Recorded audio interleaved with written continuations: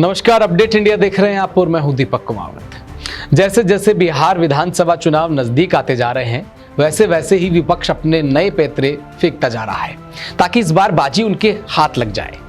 तभी तो एसआईआर और वोट चोरी का मुद्दा विपक्ष ने इस कदर पकड़ लिया है जैसे तो ये उनके लिए कोई हुक्म का इक्का हो। जहां एक तरफ विपक्ष ने वोट चोरी मामले में वोटर अधिकार यात्रा की शुरुआत कर दी है, तो वहीं दूसरी तरफ विपक्ष ने अब इसी मुद्दे पर चुनाव आयुक्त के खिलाफ महाभियोग प्रस्ताव लाने की बात चला दी है। जी हां, इंडी गठबंधन वोट चोरी विवाद के बीच मुख्य चुनाव आयुक्त ज्ञानेश कुमार के खिलाफ महाभियोग के प्रस्ताव की तैयारी कर रहा है, क्योंकि बताया जा रहा है कि विपक्ष मुख्य चुनाव आयुक्त के व्यवहार से नाराज है और यही वजह है कि विपक्ष बिहार में वोटर लिस्ट से नाम काटे जाने के साथ ही वोटों की चोरी और पक्षपात को लेकर चुनाव आयोग पर लगातार हमलावर हो रहा है। अब विपक्ष का यह अंदाज वाकई में कोई चुनावी खेल है या फिर जनता के लिए उठाई गई सच की आवाज, ये तो वक्त ही बताएगा। क्योंकि दरअसल 17 अगस्त को चुनाव आयोग ने प्रेस कॉन्फ्रेंस की थी जिसमें लोकसभा में नेता प्रतिपक्ष राहुल गांधी की तरफ से चुनाव आयोग पर लगाए गए आरोप पर मुख्य चुनाव आयुक्त ज्ञानेश कुमार ने पलटवार किया था। राहुल गांधी के आरोप पर ज्ञानेश कुमार ने कहा था कि 7 दिन में हल्फनामा देना होगा या फिर देश से माफी मांगनी होगी। अगर 7 दिन में हल्फनामा नहीं मिला तो ये सभी आरोप बेबुनियाद माने जाएंगे।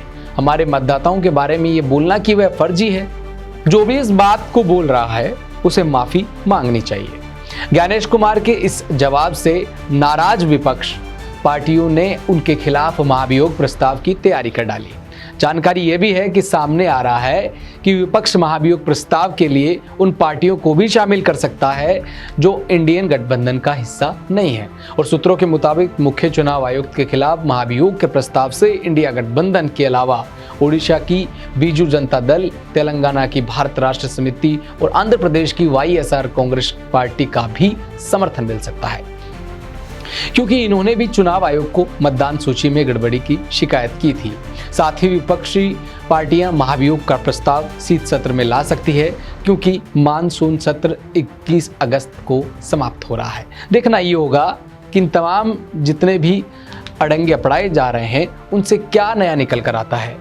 क्या इंडियन गठबंधन जो अपने आप को जो लगातार चुनाव आयोग पर सवाल खड़े कर रहा है उससे कुछ ना कुछ नया होने वाला है, या फिर इसके अंदर जो चीज निकल कर आएगी। हाँ, ये तो सच है कि वोट चोरी गलत है और ये जब लोकतंत्र की अगर बातचीत होती है तो वोट को सबसे महत्वपूर्ण माना जाता है, क्योंकि एक वोट से न जाने कई चीजें बदलती है। ये अधिकार है उन मतदाताओं का जो अपने मन मर्जी से अपनी पसंद से उस नेता को चुनते हैं जो उनके लिए आने वाले समय में कुछ अच्छा कर जाए, या फिर जो मांग सरकार के सामने रखते हैं वो शायद पूरी हो जाए।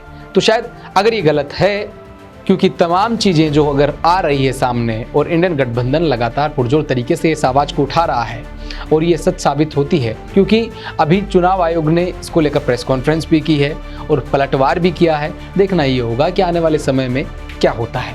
आगे आगे देखो होता है क्या वोट चोरी वाकई हो रही है। अगर हो रही है तो बिल्कुल गलत है, अगर नहीं हो रही है तो वोटरों के ऊपर जो साधा गया निशाना वो भी कई सवाल खड़े करता है।